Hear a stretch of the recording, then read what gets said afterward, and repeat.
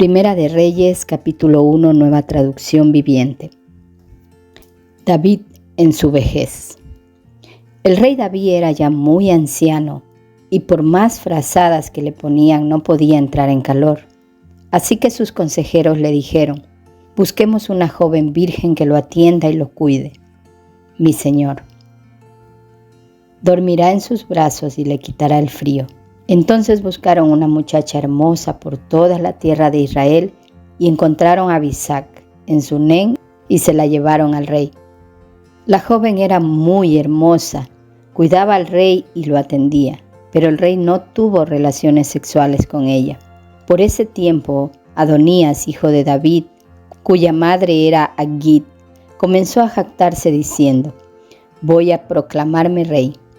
Así que consiguió carros de guerra con sus conductores y reclutó 50 hombres para que corrieran delante de él.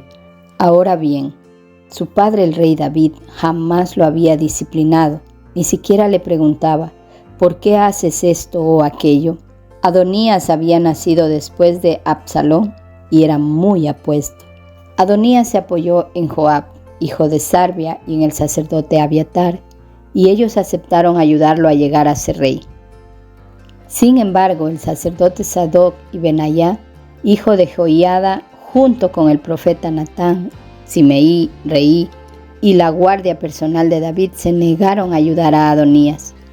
Adonías se dirigió a la peña de Zoelet, cerca del manantial de Enrogel, y allí sacrificó ovejas, ganado y terneros engordados. Invitó a todos sus hermanos, los demás hijos del rey David, y a todos los funcionarios reales de Judá, pero no invitó al profeta Natán, ni a Benaía, ni a la guardia personal del rey, ni a su hermano Salomón. Entonces Natán fue a ver a Betsabé, la madre de Salomón, y le preguntó: ¿no te has enterado de que el hijo de Agit, Adonías, se proclamó rey, y nuestro señor David ni siquiera lo sabe? Si deseas salvar tu vida y la de tu hijo Salomón, sigue mi consejo. Ve ya mismo a ver al rey David y dile: mi señor el rey, ¿acaso no me hiciste un juramento cuando me dijiste: definitivamente tu hijo Salomón será el próximo rey y se sentará en mi trono? Entonces, ¿por qué Adonías se ha proclamado rey? Y mientras tú aún estás hablando con el rey, yo llegaré y confirmaré todo lo que le has dicho. Entonces Betsabé entró en la habitación del rey. David era ya muy viejo y Abisac lo cuidaba, y se inclinó ante él. ¿En qué te puedo ayudar?, le preguntó el rey. Ella le contestó: mi señor, usted hizo un juramento delante del Señor su Dios cuando me dijo: te aseguro que tu hijo Salomón será el próximo rey y se sentará en mi trono. Sin embargo, Adonías se proclamó rey y mi señor el rey ni siquiera se ha enterado. Ha sacrificado gran cantidad de ganado, terneros engordados y ovejas, y ha invitado a todos los hijos del rey a la celebración. También invitó al sacerdote Abiatar y a Joab, comandante del ejército, pero no invitó a su siervo Salomón. Y ahora, mi señor el rey, todo Israel está esperando que usted anuncie quién será el próximo rey. Si no toma alguna medida, mi hijo Salomón y yo seremos tratados como criminales en cuanto mi señor el rey haya muerto. Mientras ella aún hablaba con el rey, llegó el profeta Natán. Los funcionarios del rey le informaron: el profeta Natán está aquí y quiere verlo. Entonces Natán entró y se inclinó ante el rey con el rostro en tierra y le preguntó al rey: mi señor el rey, ¿ya has decidido que sea Adonías el próximo rey que se siente en tu trono? Hoy él sacrificó gran cantidad de ganado, terneros engordados y ovejas, e invitó a todos los hijos del rey a la celebración. También invitó a los comandantes del ejército y al sacerdote Abiatar. Ahora están festejando y bebiendo con él y gritan: ¡que viva el rey Adonías! Pero a mí no me invitó, ni al sacerdote Sadoc, ni a Benaía, ni a tu siervo Salomón. ¿Acaso mi señor el rey ha hecho esto sin informar a ninguno de sus funcionarios acerca de quién sería el próximo rey? Entonces el rey David respondió: llamen a Betsabé. Así que Betsabé volvió a entrar y se quedó de pie delante del rey, Y el rey repitió su juramento: tan cierto como que el Señor vive y me ha rescatado de todo peligro, tu hijo Salomón será el próximo rey y se sentará en mi trono este mismo día, tal como te lo juré delante del Señor, Dios de Israel. Entonces Betsabé se inclinó ante el rey con el rostro en tierra y exclamó: que viva por siempre mi señor, el rey David. Entonces el rey David ordenó: llamen al sacerdote Sadoc, el profeta Natán y a Benaía, hijo de Joiada. Cuando ellos llegaron a la presencia del rey, él les dijo: lleven a Salomón y a mis funcionarios hasta el manantial de Gihón. Salomón irá montado en mi mula. Una vez allí, el sacerdote Sadoc y el profeta Natán lo ungirán rey de Israel. Hagan sonar el cuerno de carnero y griten: que viva el rey Salomón. Luego escóltenlo de regreso y él se sentará en mi trono. Él me sucederá en el trono porque yo lo he nombrado para que sea gobernante de Israel y de Judá. Amén, respondió Benaía, hijo de Joiada. Que el Señor, Dios de mi señor el rey, ordene que así sea. Que el Señor esté con Salomón así como ha estado contigo, mi señor el rey, y que engrandezca el reino de Salomón aún más que el suyo. Entonces el sacerdote Sadoc y el profeta Natán, junto con Benaía, hijo de Joiada, y la guardia personal del rey, llevaron a Salomón hasta el manantial de Gihón, y Salomón iba montado en la mula que pertenecía al rey David. Allí, el sacerdote Sadoc tomó de la carpa sagrada el frasco de aceite de oliva y ungió a Salomón con el aceite. Luego hicieron sonar el cuerno de carnero y toda la gente gritó: ¡que viva el rey Salomón!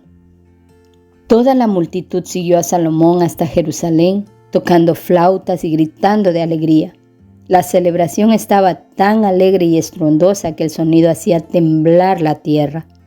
Adonías y sus invitados escucharon la celebración y los gritos casi al terminar el banquete. Cuando Joab oyó el sonido del cuerno de carnero, preguntó: ¿qué está pasando? ¿Por qué hay tanto alboroto en la ciudad? No había terminado de hablar cuando llegó Jonatán, hijo del sacerdote Abiatar. Entra, le dijo Adonías, porque eres un hombre bueno. Seguramente traes buenas noticias. Para nada, respondió Jonatán. Nuestro señor el rey David acaba de proclamar rey a Salomón.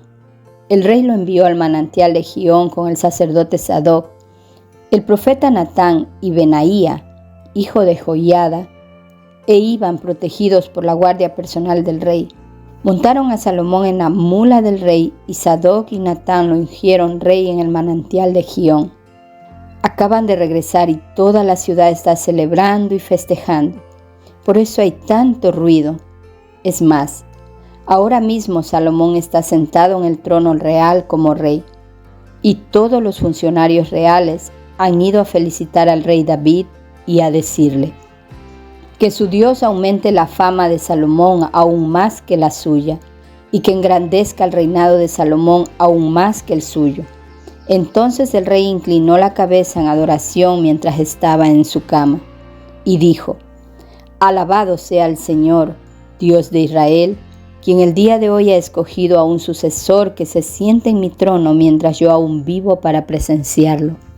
Entonces todos los invitados de Adonías, presos del pánico, saltaron de la mesa del banquete y se dispersaron velozmente.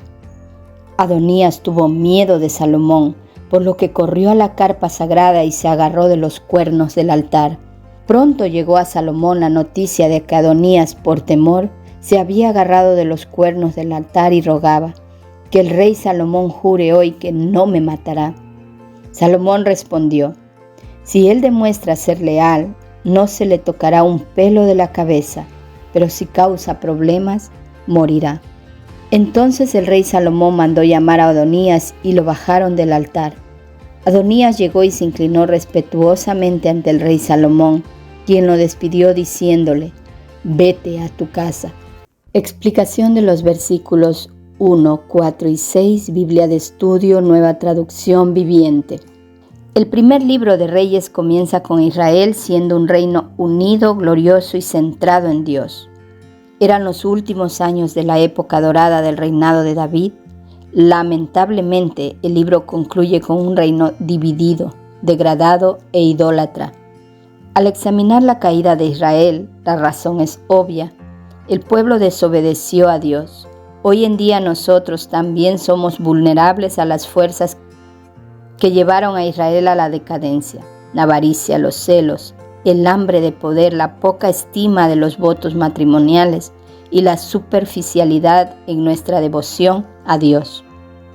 Cuando leemos acerca de estos trágicos acontecimientos en la historia de Israel, debemos vernos en el espejo de sus experiencias. David tenía unos 70 años de edad y su salud había deteriorado debido a tantos años de dificultades. Abisag era su enfermera. Ella lo cuidaba y dormía con él para darle calor. En estos tiempos la poligamia era socialmente aceptada y los reyes tenían harenes, por lo tanto este hecho no se consideraba ofensivo. Hombres temerosos de Dios como David y Samuel fueron capaces de dirigir a la nación, pero tuvieron problemas dirigiendo a sus familias. Los líderes que temen a Dios no pueden descuidar la salud espiritual de sus hijos. No deben pensar que sus hijos heredarán su fe o que la obtendrán por orden de ellos.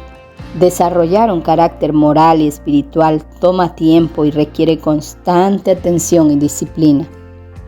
David sirvió bien a Dios como rey, pero es evidente que como padre decepcionó muchas veces a sus hijos y a Dios.